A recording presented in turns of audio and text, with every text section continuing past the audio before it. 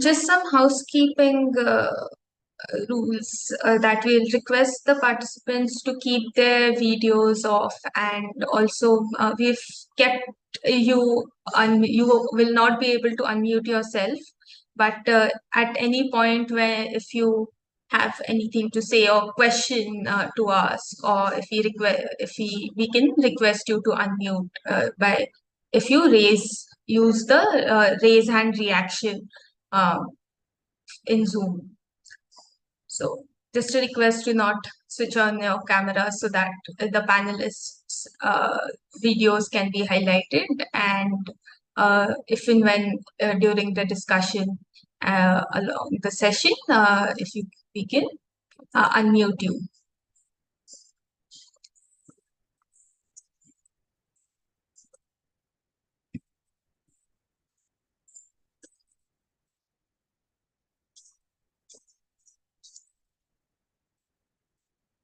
While we have other people joining in, I'll request everyone who has already joined to just put in the chat where you're joining from and what you do.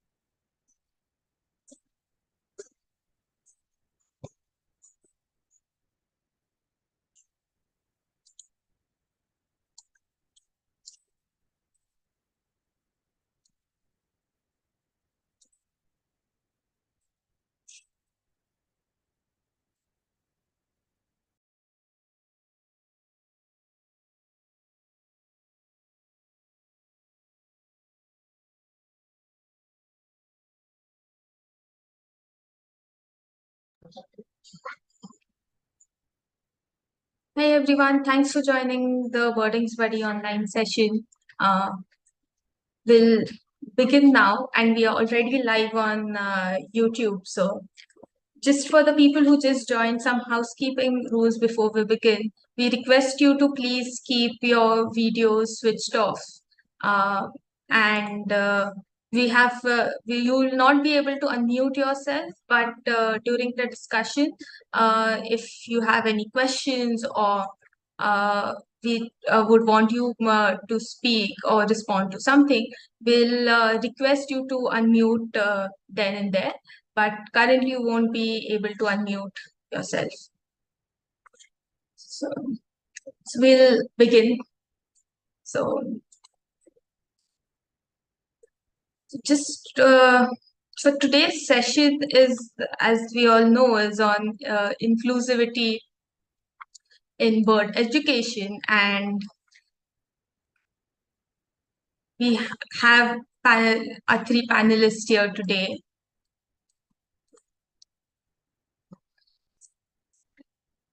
Aarti Yadav, Anand Pendharkar, and 𝗦𝗽𝗲𝗍𝗫. So just before we begin, I'll be giving a quick introduction to what Early Bird does and what, so that if there are any new people who have joined us today who don't know about Early Bird, this is just a quick overview of it. Early Bird is a not-for-profit initiative, and our mission is to get birds, bird watching, and nature education accessible to everyone. How we hope to do is through using innovative educational methods, and by creating content or training educators, or through our outreach activities. So in 2022, we started a webinar or panel discussion series for nature educators, where we wanted to discuss all the different aspects of things all the different aspects in nature education. And we restarted this series in 2023 with the aim of trying to bring in conversations and discussions around the various different challenges that nature educators face when doing their nature engagements. So, uh, going with that theme, today we will be talking about inclusivity in nature education and working with children with special need. And in case you want to you want to visit the previous sessions, you can go check it out on our YouTube page. We have this is the list playlist where all the past sessions can be accessed through. Varsha will be sharing the link to the playlist in the chat. So from the early bird team today, we have Abhisheka and Varsha. If at all you need anything, we are, and I'm Amrita. And if you need anything, you can reach us through the chat. And to give you a quick introduction about the panelists, we have Aarti Yadav, who is a trained special educator and has worked with various organizations and NGOs to bring in or to create inclusive environment to also sorry. So Aarti is a trained special educator. She works with children with special needs through organizations and NGOs. And in her experience of conducting sessions with these children, she aims at incorporating elements from nature. So here in an image, you can see she's done heritage education programs and nature walks as well. And currently, she works with a school in Delhi as a special needs teacher. So next panelist we have today is 𝗷𝗲𝗏𝗃𝗃. Though trained in environment science, he works as a senior auditor, and but to go ahead with his passion of nature and bringing nature to people through his organization Aranya Outreach, he conducts and engages with people of like especially younger generations with the aim of bringing them closer to nature.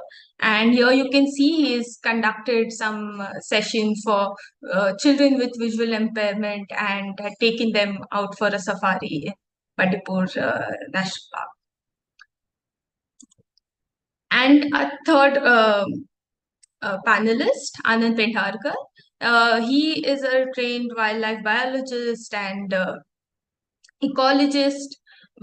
He started an organization called Sprouts, and for past 2 decades they have been working with a diverse sector of people through using different kind of materials, different in different languages, and trying out different methods to bring them closer to nature.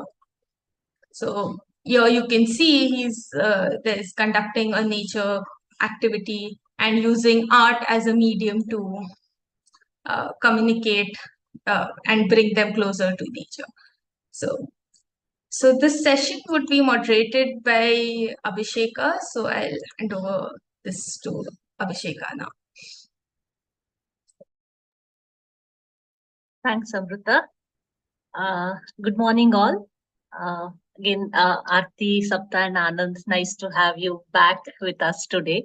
And thanks everybody for taking time out on a weekend to join this session.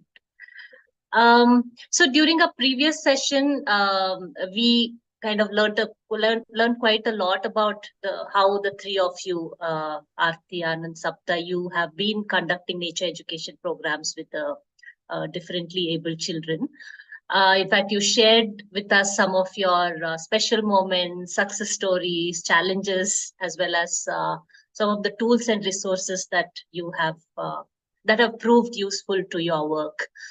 So now we do know that nature education is not just about knowledge building, and it is a known fact that nature helps children both in their physical and mental development.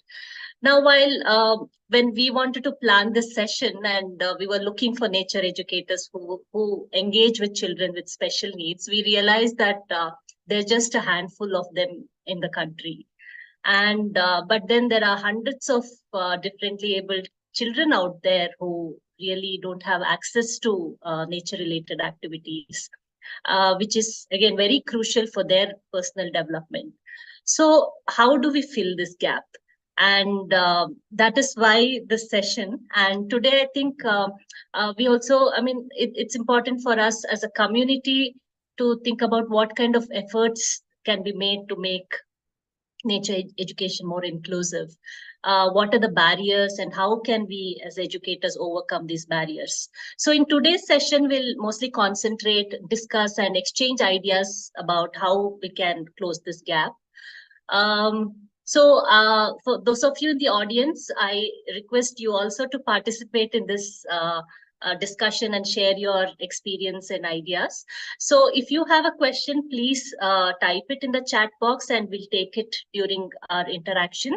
But when we are discussing a certain theme, if you have something useful to add to that, you could use the raise hand button and Amrita will unmute you so that you can also share your thoughts about it. Okay, to begin with, I would like to start asking the three of you as to, how can educators effectively communicate and publicize inclusive bird outings to ensure that a diverse and inclusive, the audience is diverse. Aarti, maybe I'll start with you since you work in the disability sector. When you see publicity material on nature outings or activities, what are the problems that you find there in the kind of publicity material used? Aarti, you're unmute. You're muted. Yeah. Good morning, everyone. So the first challenge we actually face that learning material or whatever the promotional material is not accessible. So the people are not even understand which communities refer, with diversity they are refer, what they are represent. And if they are not accessible, the information will not reach the right people. So it is a big gap that information is not accessible, not even the access diversity, not even like what are the material, like if you want to make effectively a promotional, we need a accessible communication, like, and material should be accessible, like they have a large print, they can be a braille material, they can be have whatever the poster we're using. And also with my posters only, there should be a diversity, like not only for person with disability, but all the people to communication we are using, that should be mentioned there. And also we can ask the people, the organization who are working with the children with special needs, they can come along with them, so they can easily explain what are we doing it with nature education, so that they can get the information that our objective is giving the information they can able to get. So basically the people are not able to get nature education, like as you said that there's a million of children not able to get a basic education. When we come about talking about like children with special needs, so they are not able to get a basic education in school, they are not even enrolled in a school system. And the only thing that children who are accessible in a school education, there might be a learning disability, who have a dyslexic, who may be a dyscalculia, these kind of children, but who have a severity of disability moderate, they are not able to get, because people are not aware. Maybe schools have denied them, like we will not give admissions from the act will right to person with disability act. Now people are aware that like children with disability can get the education from a school also without right, but still they're getting an enrollment only in a school, but they are not able to get education, like they are sitting in a classroom, but nobody care about what they are getting or not getting. And normal educators, they are busy in their own work, they have examination, they have focus. Certain children, they're educator, they can go to special educator only. So that system is not accessible for children with special need right now. And for nature education, we really need experiment with children with special needs. But schools somewhere around, they're not give a chance to experiment special need with the nature education. Because nature education is like you learn a lot of things, not just about wording, not about just nature. So overall development can be happen there. Sometimes like children who are not able to go school, but they learn from a nature like color concept, texture, weather, a lot of things are there. So these are things not able to do it right now. Thanks, Aarti. Moving on to you, Anand, again, something to do with the way we communicate about, nature outings. So you are a nature educator. So in case you want to reach out to an audience with special needs, how would you publicize your event? Any thoughts on, what kind of language or messaging strategies that can be employed to promote diversity? I agree with Aarti that, currently, I think with children with, special needs, it's math, science, English, the basics are being looked at, and nature education is like a little bit of a privilege situation that is there. And second thing that I've experienced is that, the nature educators and parents are also very protective of their children. They don't want to mingle their kids with other children because they feel that they will get a secondary treatment in the, we'll be talking, we'll be moving, using very fast and very difficult words. So if there are children who have difficulties in learning or to grasp, they prefer to have exclusive groups for themselves. That's one. So they don't want to, mix the two groups together. That's one thing. Second is that I think, if when we are creating materials, of course, there has to be a telephonic or a meeting and a presentation with them before we go ahead with such programs. But when we recently did a online conference and we did a book launch, for both these programs, we had Indian Sign Language interpreters. And on our posters, we had mentioned Indian Sign Language interpreters available. So we had an icon and we put it out, very prominently so that people can see, Amrita, you might have to zoom out a little. Uh, so you can see at the bottom of the poster, there is the Indian Sign Language, the symbol that is there. So once they know that, oh, it's also accessible for us, then they will start taking the opportunity or enroll their children that is there. So we have to enable that for people. Yeah, what I take from you is sometimes, at least from something personal experiences that I've seen, though there are institutions which do have facilities where like having a sign language interpreter, but then it's not mentioned in the publicity material. People don't know that this is accessible. Okay. So I think mentioning it explicitly on the publicity material is important. Yeah. Sapta, do you have anything to add? Yeah, I totally agree with both Aarti and Anand. The thing what I feel is like, basically nature education is a stepping stone for everyone.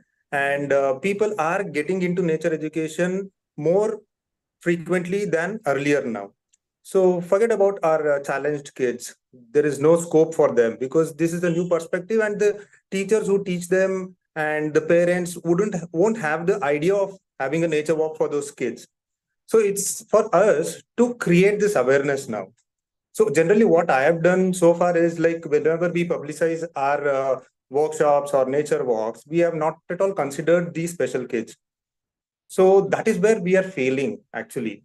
So now that this is picking up, it becomes very obvious that we have to include a portion like Anand said, which is great, which is already done.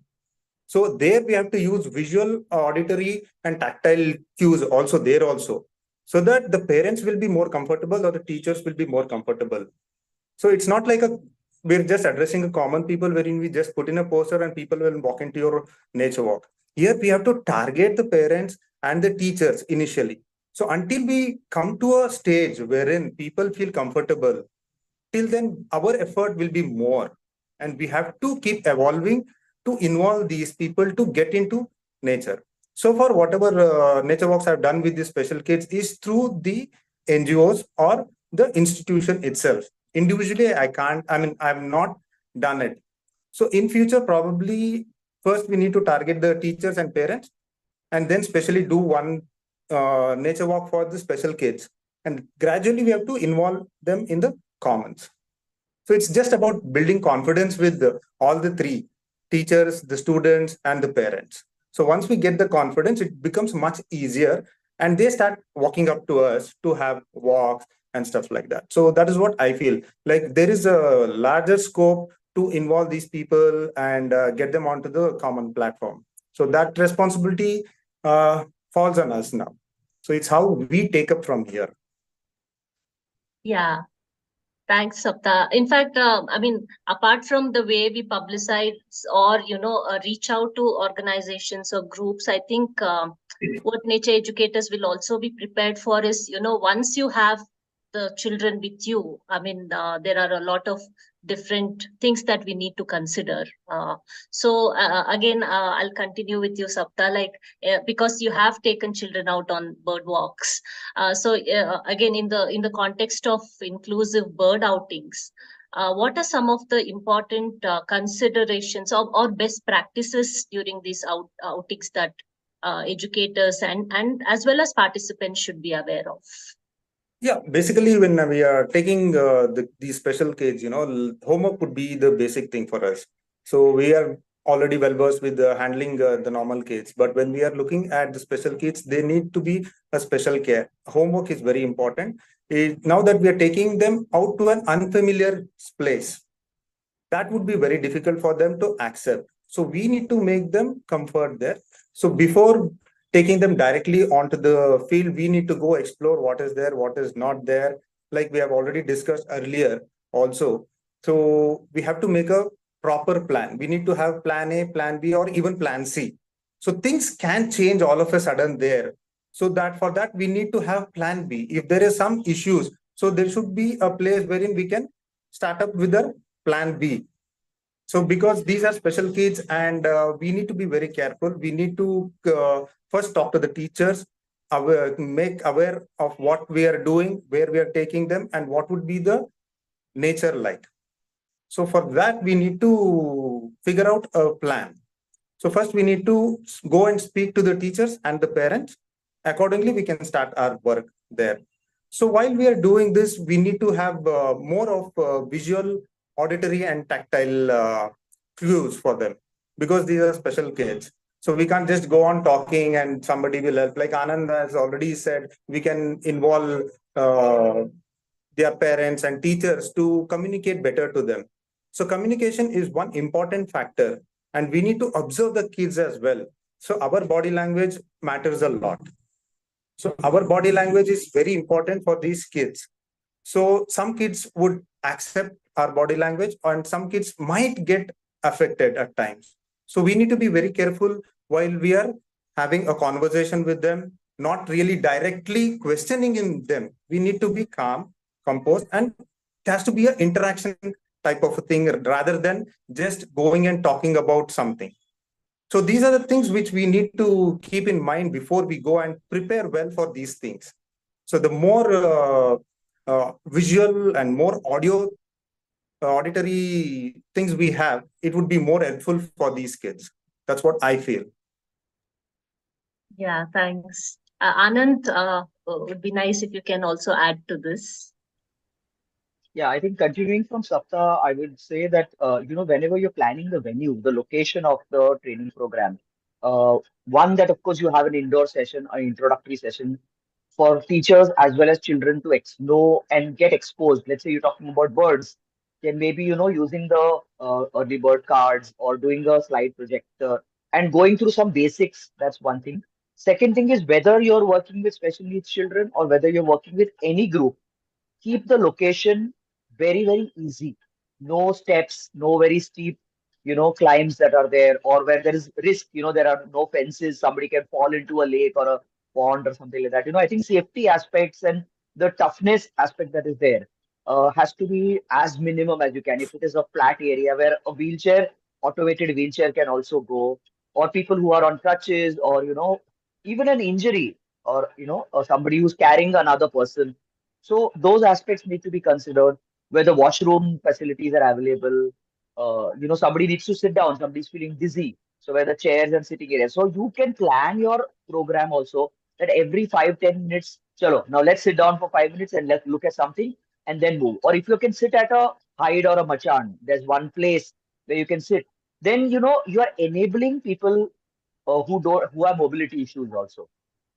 The minute you make that easy, then then the next part of learning can happen. Here the struggle is between whether to learn or whether to move. And if there are mobility issues, then the learning becomes secondary then. Keeping managing your body, with people who have palsy or other things, coordinating body parts itself becomes a very big issue. So I think the challenge should not be between mobility and learning. And secondly, as he mentioned, multimodal material. Uh, that different kinds of senses should be engaged in the learning process. But I think we can talk a little more later about that. Yeah, so basically it's not just the way the educator communicates, but also the resources that we use, as well as even the physical infrastructure of the venue itself matters.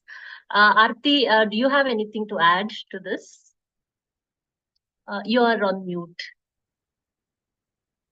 Okay, so what are we talking? It's about accessibility, sensitivity, and diversity. So whenever we plan any outing for children with special need, other group also, we should focus accessibility, like their wheelchair, people can go easily, the ramp is accessible or not, and communication like language. When we are going for outing, we should always focus the diversity of language also. Like every group have a different kind of a language what they communicate. So we should focus also like this. If they have a Hindi group and we speak in English, they are not able to access. The purpose not even given.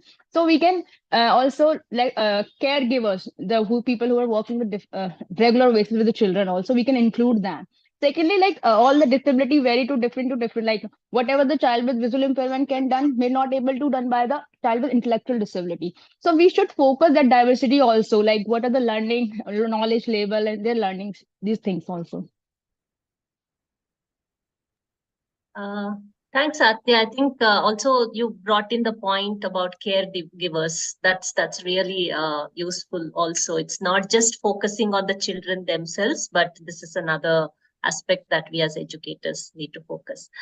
Before I move on, there's a question in the chat. I know this is not it's not related to what we're discussing right now, but maybe I'll just take this question.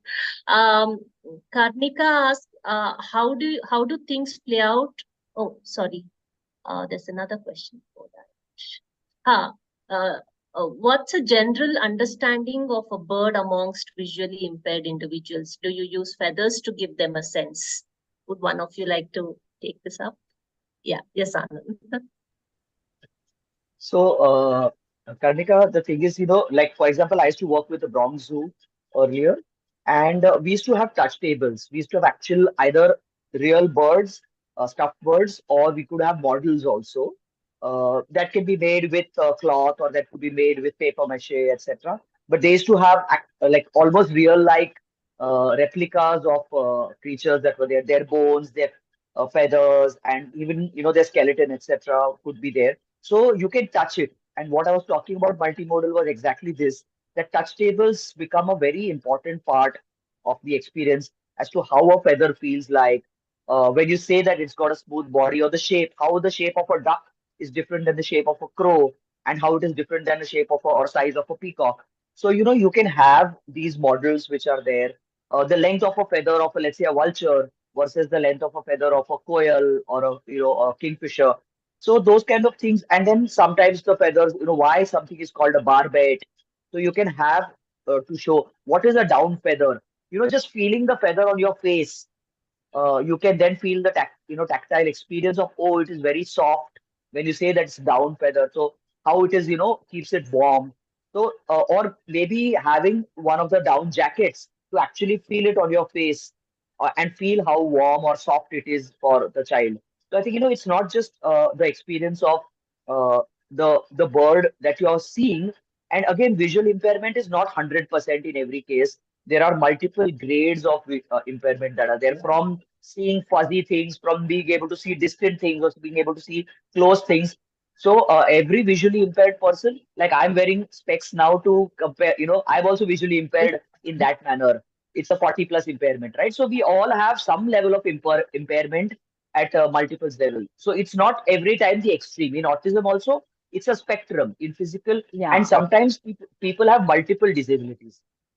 they could be blind and having a hearing disability, or they could be on a wheelchair and have a speech disability. So it could be and an intellectual disability also. So I think one has to be prepared for those kind of things. So using all the senses, where you can give a sense of smell, a sense of taste, but be very careful with sense of taste and those things. That could be dangerous. Aarti, do you have something to add? Because I thought as Anand said, like assumption, we actually assumption kar lete hain na ki all the visual impaired people are totally blind. It's not like that. Every people have a different kind of a degree. Like some have 40% and some have a central visual loss, some can have peripheral visual loss. So that whatever the vision they have, we can use them for that, make them learning. So, or also like we associate with the sound, like every word have a different sound, like crow have a different sound. So we associate these learning, okay, this sound is crow, so they can understand every time, oh, this crow sound is like that, quail have a different.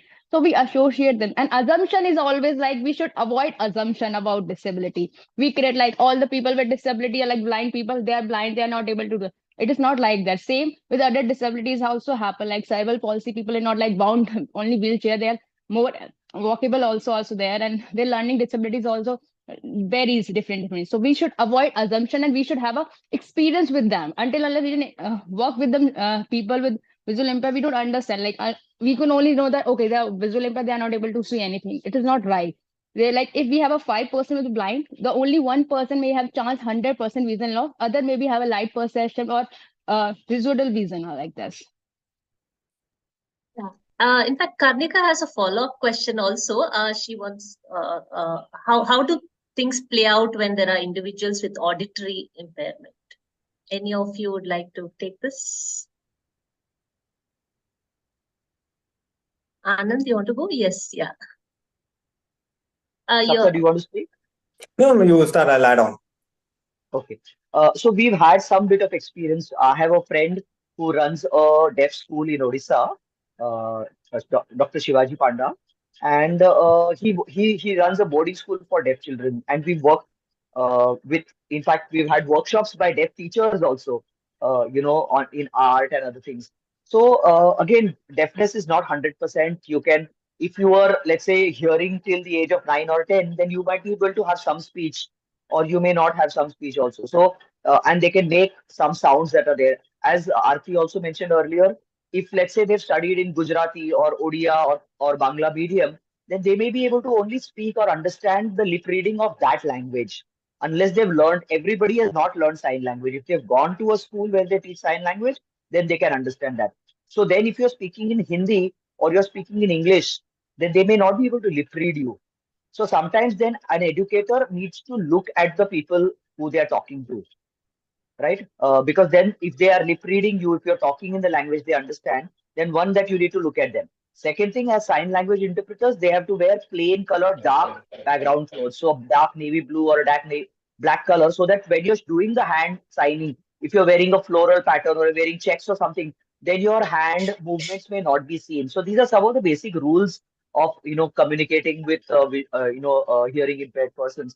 And like my friend Shivaji says that the word deaf is correct and hearing impairment is not necessary. He said it's a linguistic understand. It's like you don't speak French or you don't speak German. I don't speak the English language as a vocal language.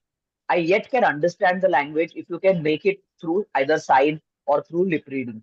So it's not like I'm just language disabled or I'm language illiterate. It's a matter of illiteracy rather than a disability. They're completely able otherwise to do it. So I think if we can, and then if there's reading material available, there are signages given or pictures given, then people, we can facilitate that much better. Sapta, you might want to add. Like to take it forward from Anand, what we have to look at is when it comes to auditory, this thing, it has to be the visual thing which actually catches the kid's mind, whoever it is, rather it's a common person or visually challenged, hearing impaired or whatever, deaf people, whatever. So the visual thing is what captures everyone. So in that context, we need to prepare in such a way that we address all the sets of people here. So generally what happens is when we are talking about the children with the special needs or something, the burden all of a sudden falls on the teachers and parents. How do we handle this?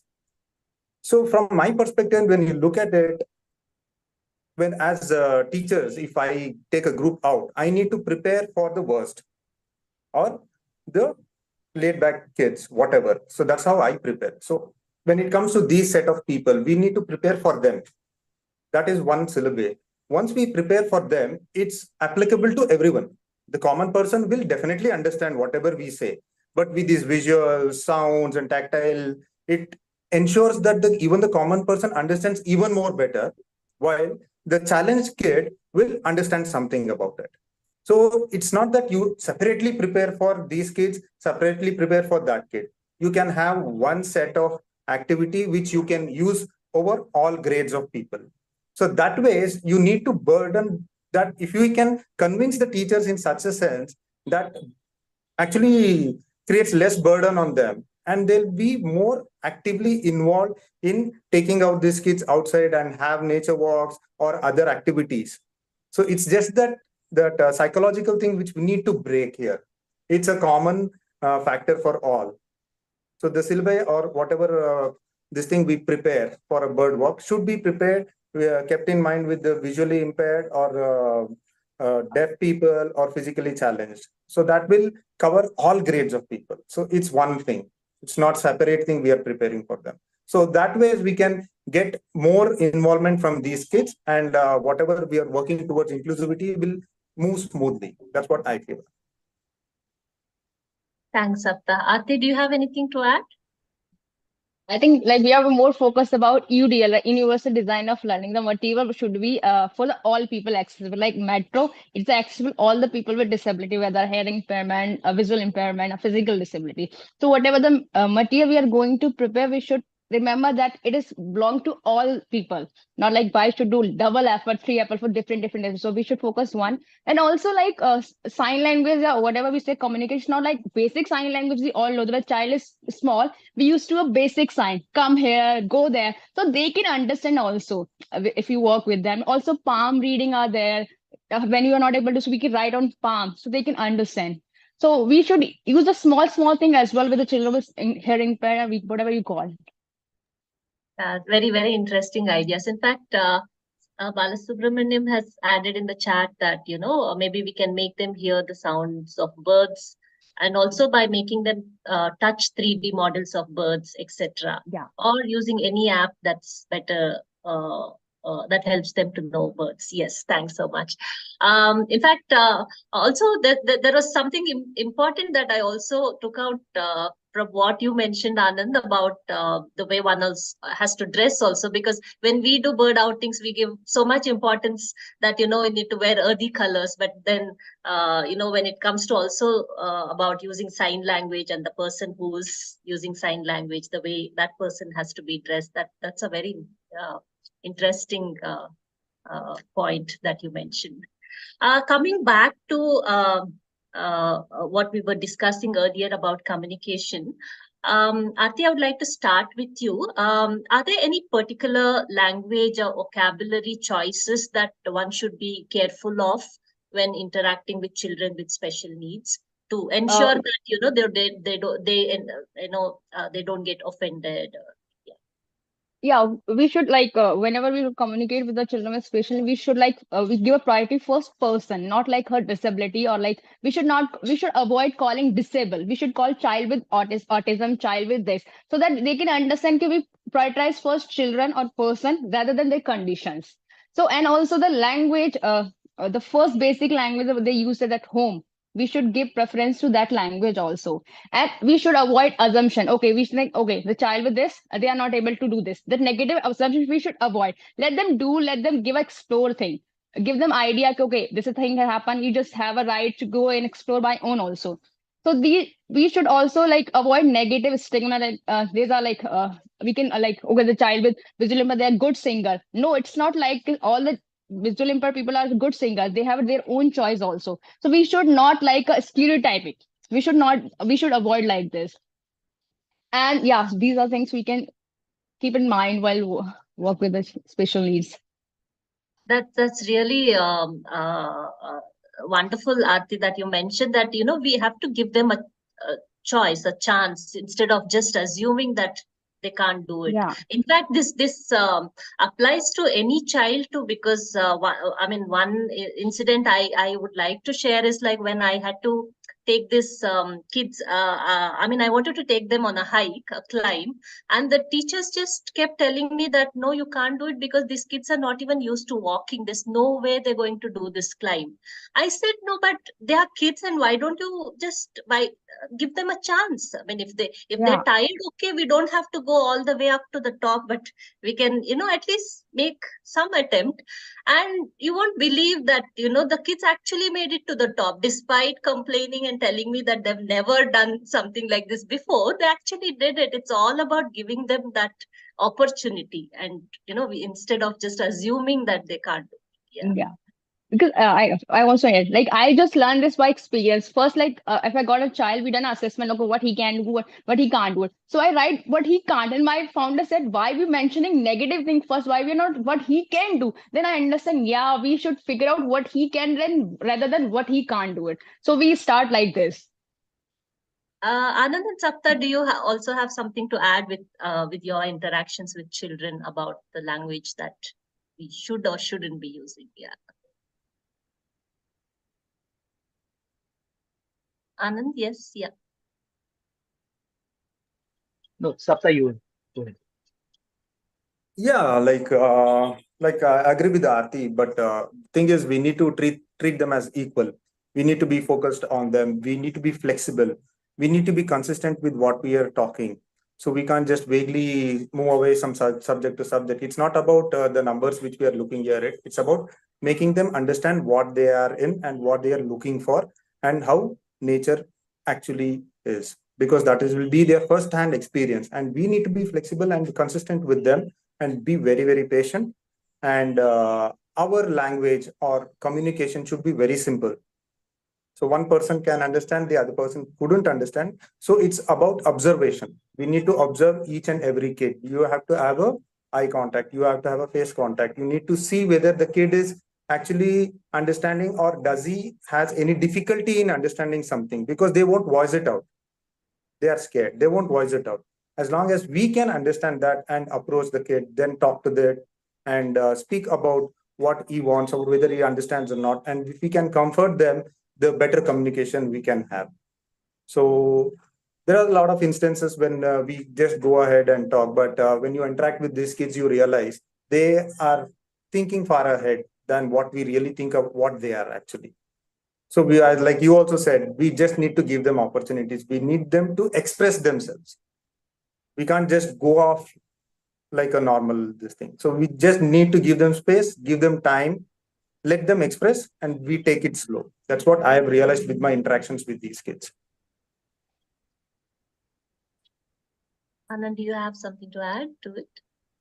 Yeah, so we had one experience where we had, a bunch of autistic kids who came. We do a festival called the 𝗦𝗽𝗲𝗀, and we had a whole bunch of autistic kids who had come to us.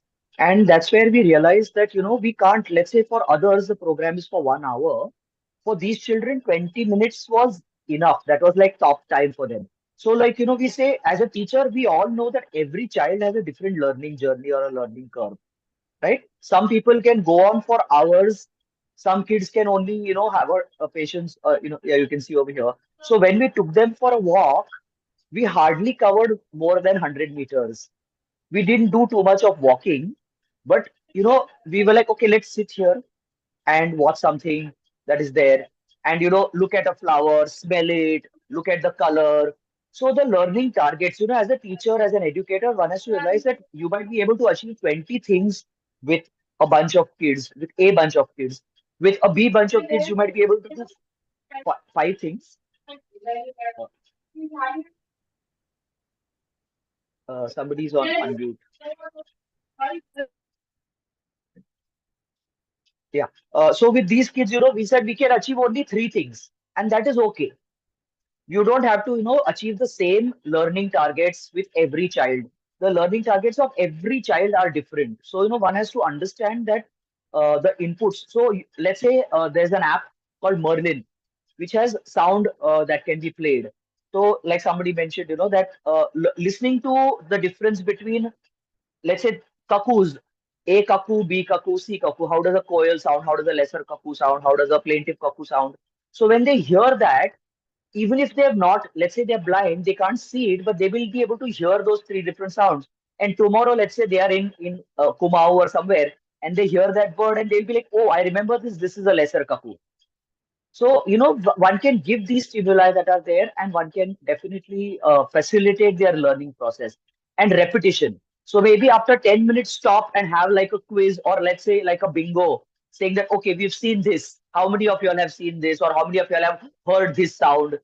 Can you tell me the alternative name? What is the Bangla name, or what is the Kannada name for this?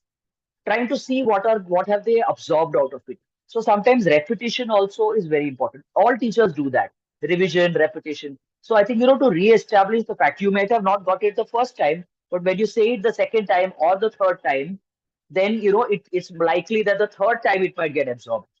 So I think, repetition, not putting very heavy learning targets, which a lot of teachers tend to do, cram up too many things in a single session. No, keep the targets very, very simple and low. And I think that goes for every child, like Sapta was saying, that, keep it easy, because there's a difference between literacy and education. Here you are trying to create a love, you're trying to create a passion, a certain amount of joy that is there. And their patience level, first time birding, second time birding, fifth time birding, they will also grow with it automatically. They will also start recollecting and recalling, oh, this is a coppersmith barbet. They hear the sound and they will be able to then tell you that, oh, that's a coppersmith barbet calling. So, I think that's the curve that one. And if they don't remember it, they don't need to be like Sapta said. You don't need to use negative language and say, oh, you've heard it 5 times and yet you don't remember. So one has to be a little sensitive, teachers. I think educators need a lot of sensitivity towards the audience that they're working with. I think that's the lesson number one for me. Yeah, that's very useful, all the sharings. In fact, yeah, repetition is important. And Arvind Patole in the chat has also added simple language, patience, and positive words. Exactly what everybody was saying. Aarti, I think, wants to add something. Yeah. Oh, and also like we should open with the communication. Like when we don't know the terminology, like what they prefer, like child with special need or person, because they have own perspective also. We should open up. Like if we are not, we can ask the parents like what kind of terminology you like it to use, what kind of words at home you even using. So we can involve that while we are working with the children with special need also. Yeah, thanks, Aarti. Yeah, in fact, as Anand and Sapta, you were mentioning about, keeping it simple, don't have a very large target. So there is a question by Sambita where you kind of have covered most of it, but maybe I'll read out the question in case you three of you want to add something more. She asks, since we're talking about autism, nature walks with the sheer diversity of sensory inputs can be overstimulating for individuals with hypersensitivity issues. What kind of strategies, tools can be used to make outdoor education accessible and encouraging? Who would like to start? Anand? Yes, yeah. So again, when we were working in the Bronx Zoo in America, what happens there, their safety and, hypersensitivity, these are issues which are very priority. That, let's say you're showing a snake and somebody's scared of snakes, they have a phobia. Or you're showing a spider and they have arachnophobia. So, they used to use proactive systems where you're sitting in a circle. Those of you who want to see, take a step ahead or raise your hands. And those who don't want, take a step back. So they allow the child, or the person to take that proactive step. And they do one round of that. Now, when children see other friends, their peers or their friends touching it or seeing it closely, maybe they may feel encouraged. They may not feel the same fear that, oh, if that person is seeing it, my brother or my sister or my friend is seeing it, so maybe I might be able to challenge myself to do it. I know I'm having a fear, but giving them that proactive step that, you step ahead. And those who don't want, take a step back. You're giving them the opportunity to not be forced with it. Whereas in India, we tend to, no, touch it. There is no problem. It is safe. It is not going to bite you. That leaves them with a lot of fear. That can get scarred. and we should not do that. I absolutely, I'm against. So that is something. And then again, because of zoonotic disease and other things, washing your hands with soap or something first before you come in, and then after you go out. So if you do have some allergic reactions or something, you don't pass on any diseases to animals. The animals don't pass on anything to you. So self-protection. That I think a little bit of, so there again, training aspects come into picture. As an educator, you need to have, if you're working with special needs, whoever it is, I think whether now B.Ed education doesn't have special needs learning. Aarti might be able to elaborate on that more. But as anybody who's working with a diversity of people, you will have to have slower language, slower and simpler language, avoiding, negative thoughts or, oh, this causes death, this is a dangerous animal. Those kind of things have to be very, very clearly eliminated from the education has to be positive. So I think trainers getting trained themselves for special needs, I think will make a big difference. I think it will go a long way. Aarti, your thoughts on this? Yeah, as Anand said, like when you work with a child with any specific disability, we should, as a special educator, we have all the plan like IEP. We call it IEP like individual education plan. We will put all the things like if child have any kind of phobia, we put it there so that we can keep in mind whoever going to work with children with special needs, they can understand how these things are there, and we should also like give attention to these things. We should not avoid, as Anand said, like we all focus. No, no, you have to do, you have to do. We should avoid all these things. We should give opportunity whether the child wants or not want. That's also like positive in mind. If we have also given two plans, like if somebody is not okay with doing certain activity, we can give up some other activity to the child also, so that they can involve themselves so they don't feel neglected also like there. And like if I talk about our education system, it's like we are in rush. Like no matter what, if child not able to get out of 800 out of 100, they are like every child. Teachers are like pushing them. Why you're not getting out of 100 of 100? So I can imagine what is happening with child with special need in our schools when they are not even focused child without disability are clearly. So we are in a rush game. We are in race. Everybody wants just a mark, mark, mark, no matter what they are getting or not getting realistic education. So when I joined I just want to add, like I joined a school and I was like, I'm so demotivated person ever in my life right now, because the schools not even allow anything. They just identify children with special needs. And whoever is a child who is not able to do a math, they can go for the assessment. They can find out dyscalculia, and so they can just leave the subjects. They don't care about they able to do maths or not. What are the accommodation we can do? What are the adaptation we can do? They are not fakers. They just escape the subject. They just omission. So like all the education system is a rush. So I don't understand like what will happen with the child with special. People do not have a patience. Not like our education system is have no patience right now. Yeah, so basically to summarize, it's not how much the educator wants to teach or convey, it's how much the child can learn. So we need to be aware of that. Sapta, do you have any thoughts or yeah? Yeah, nothing much. I think the things have been covered. Like both of them said, and like you rightly concisely it, that we need to give how much the kid needs. You can't overfeed it. It's simple. I'll give one small example. In my home, I have two kids. So, like Anand was saying, one kid approaches animals or birds very easily, the elder one. But the little one likes it, but doesn't want to go near or touch it. See, I can't force it. The moment you force it, she repels with it. So that basic thing we need to understand. It's very simple. It's happening around you all the time. It's just that we need, as teachers or as parents, we need to understand, we need to give them time. So over a period of time now, the little one also is happy to go touch the dog or a cat or just go near a cow or whatever. So it's all about time. Like Aarti said, we are fast forward. We are just rushing. We are on a race, not even a marathon. It's like a 100-meter race all the time. So every parent is rushing.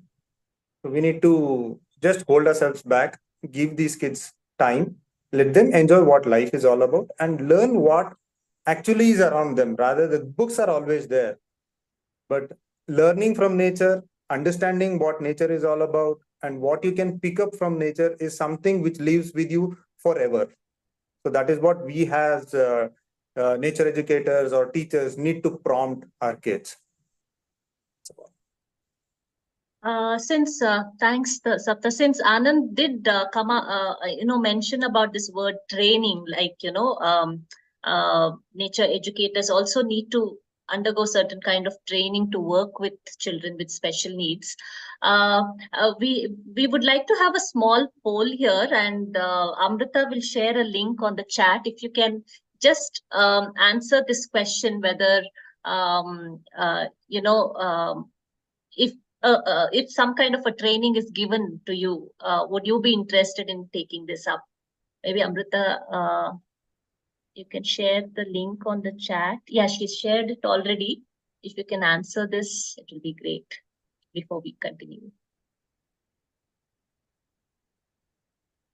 And I also want to add that we will be sharing a feedback form. We'll share it once now and also at the end of the session. So please give us your feedback. It hardly takes 5 minutes, so that it really helps us improve our future sessions.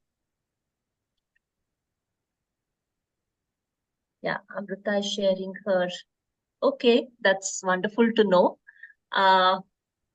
that many of you have answered that you would like to participate in such a skill development workshop. So coming back to training, again, I would like to ask the three of you, if a nature educator is interested in engaging with children with special needs, what is the first step? I mean, what kind of skills do you think that he or she should build? Aarti, would you like to go first? Or Sapta, yes? Yeah, like we have already discussed in detail about it. The first thing is you need to understand the strength of the challenged kid or the teacher, which we are going to talk about. And the second major thing is the patience. The third thing is the homework, which we do prepare for this thing. And we need to be positive in our approach. So these four things would be very important. So whenever we are doing something, we need to have a plan. Like I said, plan A and plan B, because we are targeting certain set of people. It's not the normal. Though we want to treat them as normal, initially it has to be a plan A, plan B, or plan C in hand to flexibly change as and when we require. So these are the few things which we have to keep in mind. Basic things, what I'm telling. In elaborate, we can talk a lot about it. But the four basic things which we need is, the first thing is the patience. Then we need to have a plan. We need to have an approach. And the foremost thing working with these kids is to be positive. So with these things put together, I think we can start off at a great note and make the kids comfortable. That is the basic criteria we would have to have.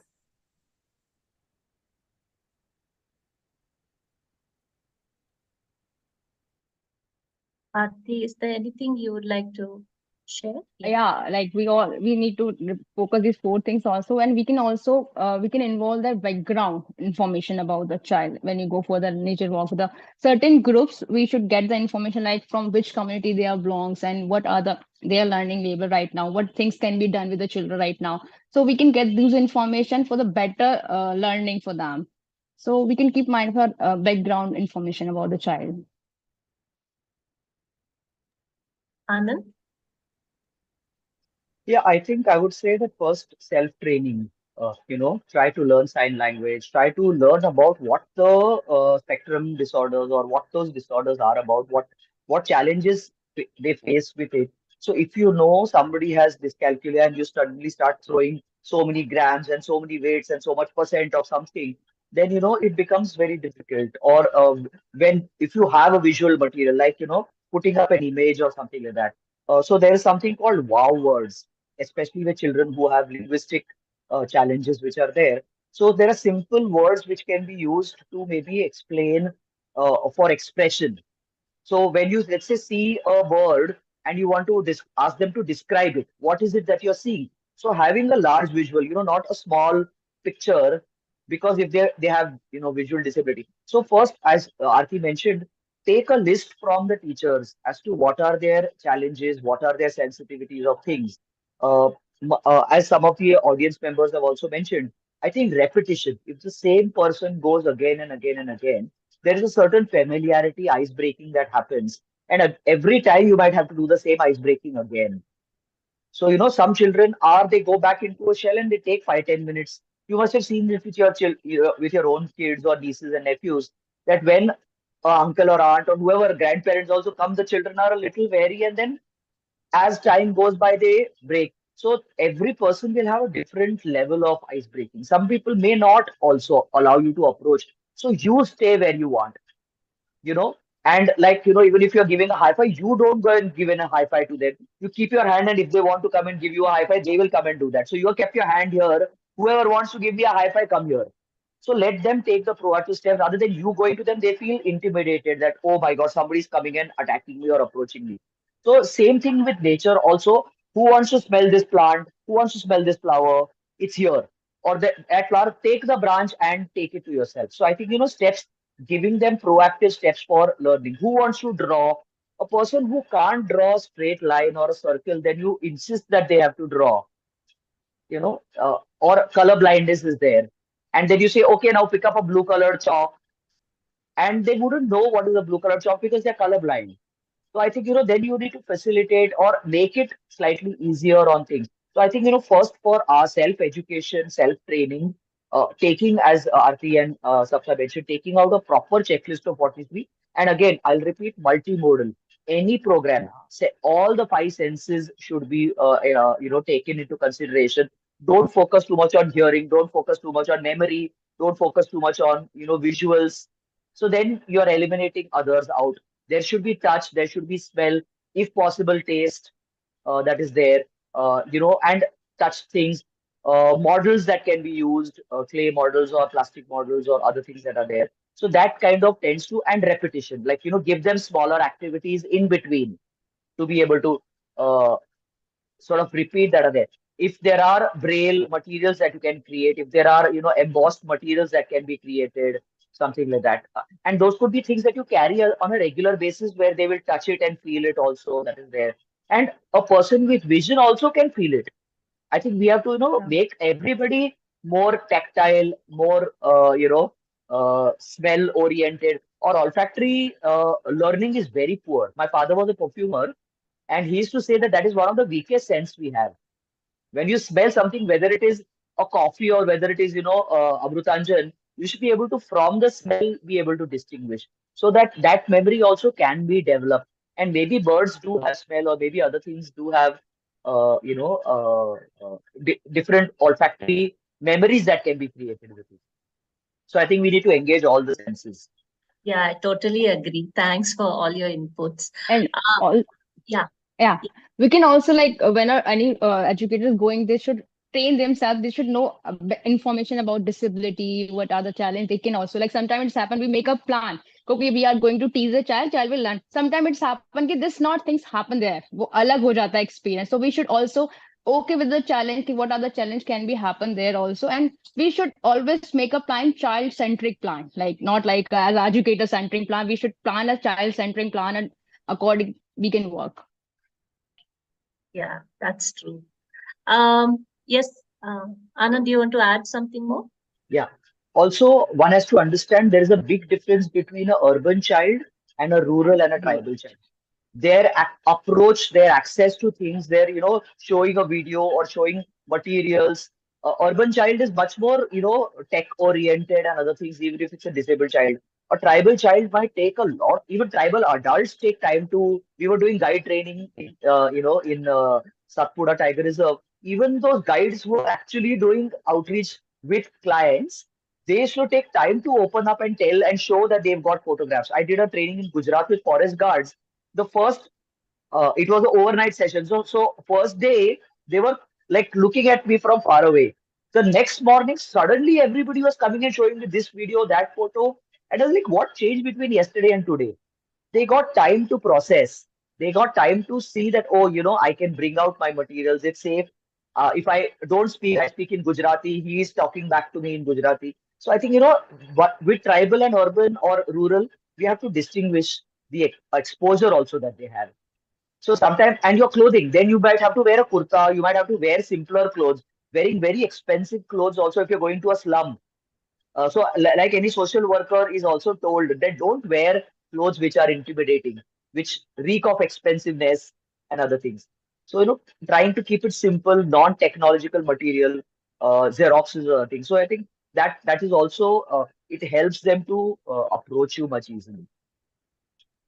Thank you. We'll move on to discuss a bit about collaborations. Actually, we've gone past 12. Maybe we'll extend the session by 15 minutes just to talk about collaborations. But for those of you who have to leave, Amrita will share a feedback form. So please uh, fill in the form before you leave. But I hope the rest of you you can stay for another 15 minutes. So when coming to collaborations, today in the audience, we have Dr. 𝗷𝗍𝗂𝘁𝘂𝘁.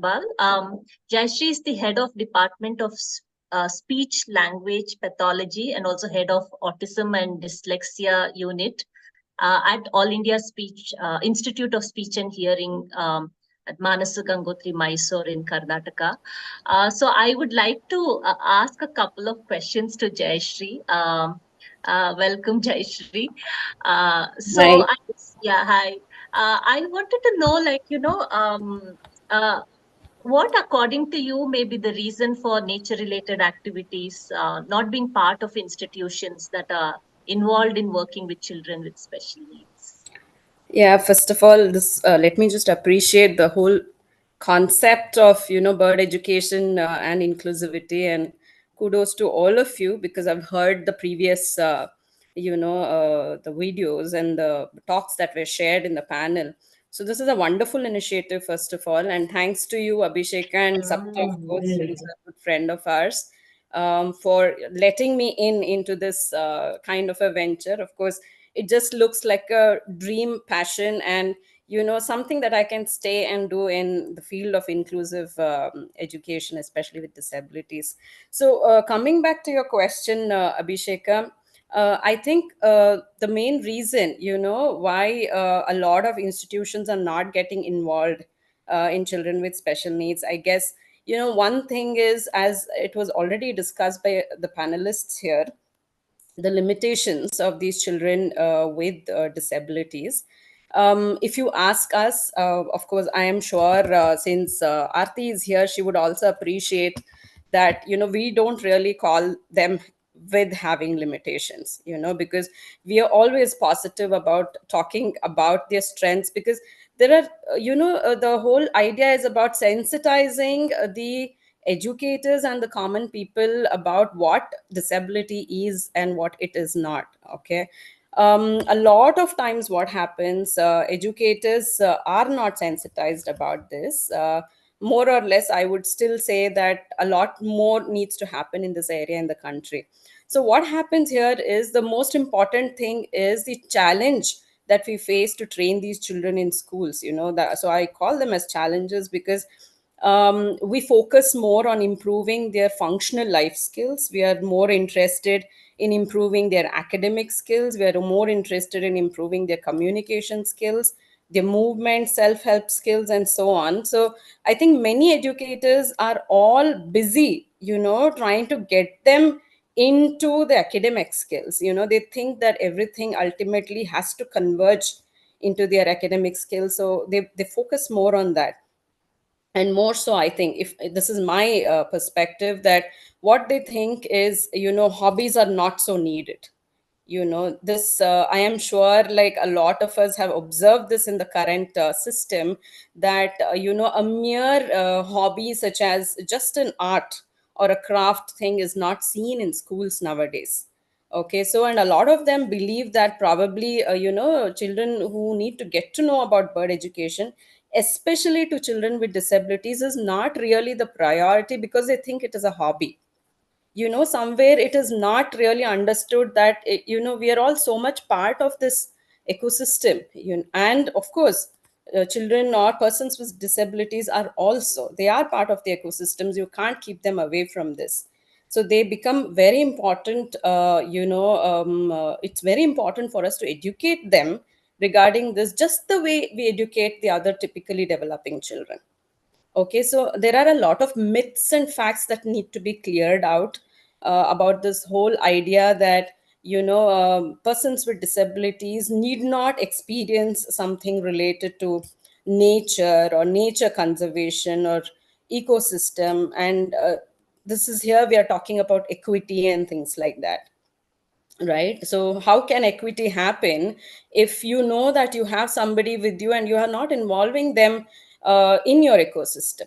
They are part of your ecosystem. So I guess sensitization is something that is the most important thing. And I'm sure there are a lot of initiatives that have been taken up from conservation foundations like yours, and I know Sapta is doing a lot of work in this area, and I did hear from Anand and of course Aarti of their experiences that they presented in the previous discussions earlier. So it is happening, but it needs to happen on a larger scale is what I feel. If you ask me, I just ventured into this whole thing. Merlin app is something that I've just started from probably 6 months when I started with one of our projects, which I discussed with Abhishek. And of course, coincidentally, we had approached Sapta and Supreet to, work with us as resource persons as well. So this is new to me. So that's what I'm trying to tell you, that this whole idea about how why should the disabilities know about nature is a thing about perspective. That's it. So if you think they're part of you, if you think they're part of the whole concept about equity that you're talking about, if you have to know, or the typical children have to know, I think children with disabilities need to know, and the educators need to be educated about this. Okay, so this is my say on that, Abhisheka. Yeah. Thanks so much, Jayashree. That was very, very useful. I mean, coming from a different perspective. I do hope that, this discussion kind of sows this small seed in people's mind to, make nature education much more inclusive. I have one last question to all of you. Also, especially Aarti, Sapta and Anand, because you have had collaborations. I mean, what thoughts do you have, like, how collaborations between nature educators, disability organizations, and other stakeholders can come about? I would like to hear from all the four of you. Maybe we could start with Aarti, based on your experience. When we collaborate with the organization, we should ask the organization people how many children are there, what are the disability are there, what are the challenges, basic information of each child, and then we should make a plan where we involve all the children. It should be not like a one particular child have a higher intelligence level than other children. We focus about that. We should not. So we should have a certain objective. Like there are 50 objectives, might be all children not able to accept the 50 objective. We can prioritize the 15 with 15, 10, according to the child. So when you are going to plan any kind of a visit, we should involve the organization people there, like whatever the educator are there, what the community expert are there, that who's working daily basis with the family or children. So that we can get a good plan. A teacher should be more than 4 hours with the children, maybe a community worker more with the family. So the collaboration needed with the all and everyone. And we can also parents, once a while when we go to plan a visit, we can ask all the parents can come and they can share also what are their experience with the children. So we can parents meeting when we can collaborate. Then we can special educator, then other community worker we can involve, so that we can create a plan that involve everyone, not a particular child, not a particular disability. And also we can do pair it. If the child without disability are there, we can just cooperative learning are also there. So we can involve pair with the one child with disability and one child without disability, so that while they cooperate together, they learn more. Normally we are as a teacher, my perspective is different, but as a children to children perspective is also different. So we should give a time to learn together, a collaboration plan. Then we can work better. That's very useful, Aarti. Sapta, would you like to go next? Like Aarti said, the preparation is the basic tool for such activities, and we need to approach any of the, I approached the Rangarao Memorial School for Disabled. When we had a casual discussion with who was working there, one of my friends was working in that school, and he came up, "You're doing so much, why can't we do it in our school? Why won't we try?" So that was the first step to go, used to start with a collaborative work with them. So that went off to a bigger thing, like we took the kids to the Bandipur National Park, which I had never imagined. So it's all the smaller steps which we start with, but the basic things what I have learned to collaborate with such institutions is, first we need to interact with the teachers to understand what is the status of the school or the kids, or what is the status of the teachers there, what are the responsibilities, how the parents take the teachers in confidence, so that we can go ahead and prepare a larger goal for them. So these basic things are very important for us. So we have to also consider the safety issues, like Anand was mentioning, which is a very, very vital thing, because these kids are dependent to some extent on us, even though we don't want to call them dependent. But from our perspective, we need to ensure that they are safe and sound during the whole process. Like we are taking them out as to an unfamiliar place, like I said earlier also. So these are some of the very basic and important things which we need to discuss in length with the teachers and parents of that particular institution, gain the confidence, then go ahead with these things and plan stage-wise things, smaller goals, smaller goals, smaller goals. Give them time to understand, give them time to realize they are part of this whole community. So we have to make them understand they are one amongst us, and till now they were not exposed to these things, and these are the new learnings and they need time. And we have to construct it in such a way that it flows over a period of time. It's not just go one day, come back and just leave it at that point. That doesn't help anyone. So it has to be a continuous process. And for that process, we need to have a proper planning. And you have to stay in touch regularly with the teachers as well as the parents. And once we do that, probably we can take it to the next level. So this is how it probably works. In fact, I was also like 𝗔𝗯cie was telling, we are kind of communicating with each other to how to go about the next step of collaborative work with the students there. So if it comes out, it would be a regular affair, which that's how we start. And these things need to be publicized more.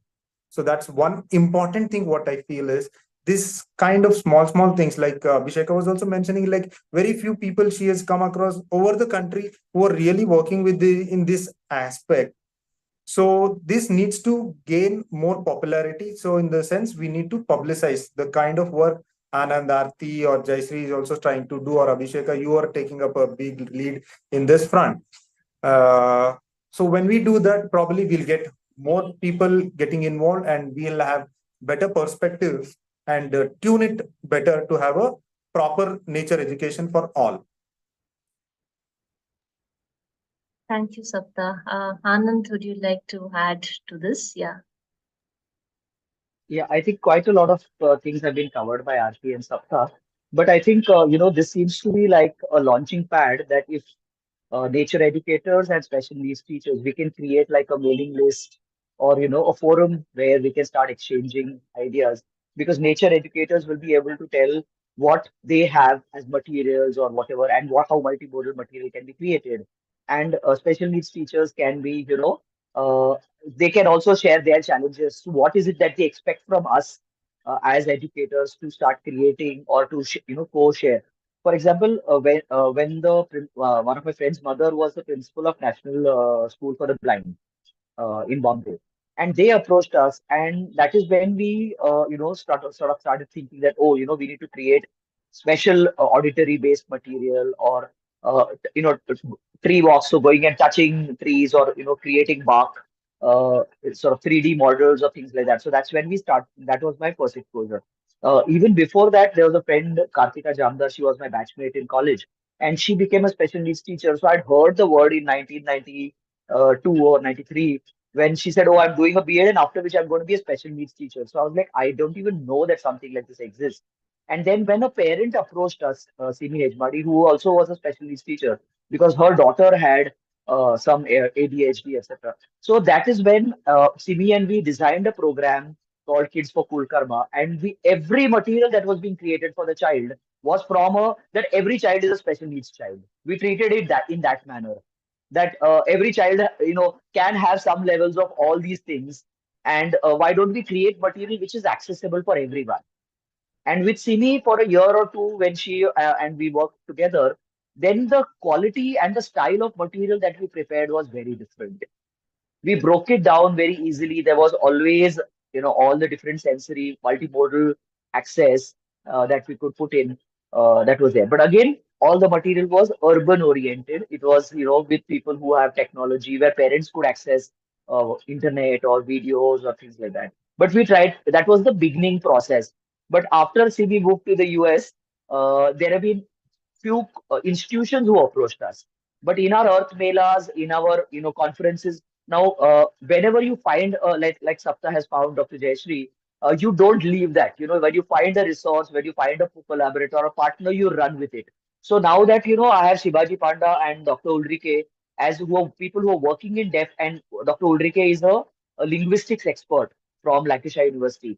I am absolutely latching on to them. I am not letting them go, and I'll probably be in fact contacting Dr. Jayashree also, because then they are experts in their understanding of that the disability. So you as a as a nature educator, you find these collaborations and you stick with it and try to create the opportunities that are there. So I think that is a good thing, that if we can create like a mailing list, or if we can create a platform where such discussions can happen, which will go as an outcome of this two sessions that we've had. I think that will be a great way to go ahead. Thanks, Anand. I mean, those were such wonderful inputs from all the three of you. And Dr. Jayashree, as somebody who's just, stepped into this zone, do you have any thoughts of how we can increase collaborations between nature educators and disability organizations? Amrita, you'll have to unmute. Yeah. Thank you. Thank you so much. I'm already getting goosebumps. Okay. This is so much in sync. There's already collaborations happening here, because this is where it starts. There should be an exchange of knowledge, and that's when we realize that we can do so much together, and we are all from different parts of the country, I guess, if I'm not wrong. Okay, because I think Aarti works somewhere in the north zone, and then Anand, I get Anand. I'm sorry, are you from Maharashtra, working in Maharashtra? Yeah, so Sapta, of course, I know. So this is, so wonderful. I think it is very important that institutions need to collaborate with the nature educators, because that's definitely going to help translate, their experiences through the strategies of the appropriate kind. That's what I would put it. Especially when you're working with the children with disabilities, it's important that you work on strategies of the appropriate kind. Okay, otherwise you may not be really helping in spite of putting all your energy into it. Okay, so this in true sense becomes equity, I feel. That's when you're encouraging inclusivity as well. And I'm very glad that the team is coming together. See, I think sensitization is again the basis for all of this. The parents, the rehabilitation workers, the educators, psychologists, for example. I am not sure if a lot of you are familiar with professionals called occupational therapists, who work a lot with the autism spectrum disorders, and we have very few occupational therapists in the country. That's a very sad thing, because since I work very closely with autism, I understand the importance of it, because sensitivity or sensory processing issues, all of these need to be understood. And if you have to understand what is happening with your cognitive skills, you need psychologists to chip in your team. You need special educators to chip in your team, because there are a lot of curricular adaptations they actually make to kind of get these children also into inclusivity. Okay, so I was talking to Sapta about this. I was just telling him that I think what we forget is that we need not have to treat them differently. And this whole idea about inclusivity is actually great. See, when you give a multisensory kind of a treatment to these children, you expose them on multisensory arena by different, and you need to understand this by interacting with other professionals. That's where collaborations are required. So when you say a child with intellectual disability is not of the same kind, like Aarti was mentioning, a child with autism is not of the same kind. So once you understand this, you will understand the levels of their processing. And that is when you can actually channelize your own energy, your own passion, and everything into it for teaching them. Okay, so that is what is important. That is why, and that it doesn't end there. I think we have to reach out to the policymakers. Okay, so see, it is all happening in very few chunks. So I was just mentioning to Sapta that, we had this whole program from Sarva Shiksha Abhiyan, and we are tied up with the Department of Education of Karnataka. And when we were discussing, so we came out with some resource materials on this. And I don't think it is an impossibility. Okay, government is working very, very well in the field of rehabilitation and disabilities, especially in our country. I totally appreciate that. It is just that professionals in the area who are collaborating need to take it to them. That's it. Okay, and it has to be discussed in a platform. And I think this is surely something that needs a pan-India kind of a project. It is not something that should restrict either to Karnataka or Maharashtra or Delhi or down south. This is something that needs to happen, because ultimately you are saving your ecosystem. What more do you want? And all of us are part of it.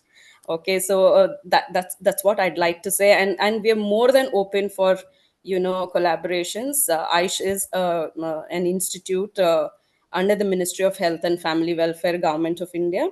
But I would invite all of you to visit the institute, because we work very closely with these children, and we have a department of special education, and we also have a sensory garden. I was mentioning to you, Abhisheka, last time when I spoke about it.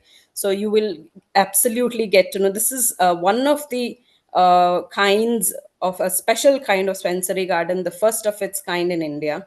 So I would, it's a very small pilot project, but then you will truly appreciate how well we are training them within the nature, within that sensory garden.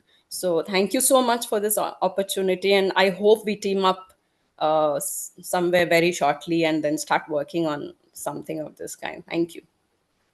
Thank you, Jayashree. In fact, I agree that, the larger goal should be to bring in like a policy level change. But then I think for all of us, the first step, like you mentioned, is to just start talking.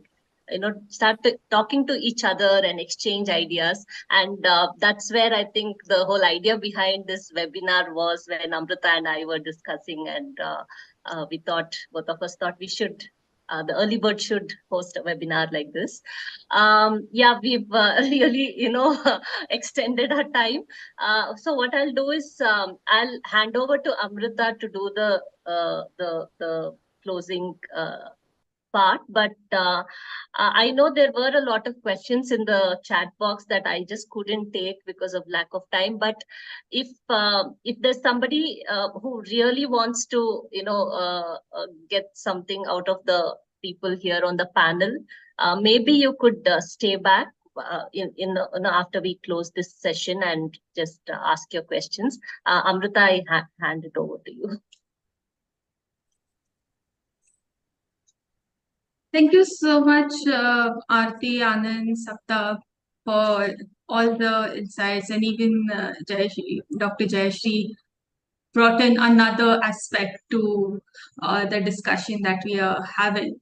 I hope all the audience did have a lot to take back from, and like Abhisheka mentioned, in case we didn't manage to take up your question, you can stay back after we close this session, or you can write to us and we'll get you in touch with the panelist and get you your answers, or create, like we were talking about, creating collaborations and networks. So that can be something that we can facilitate.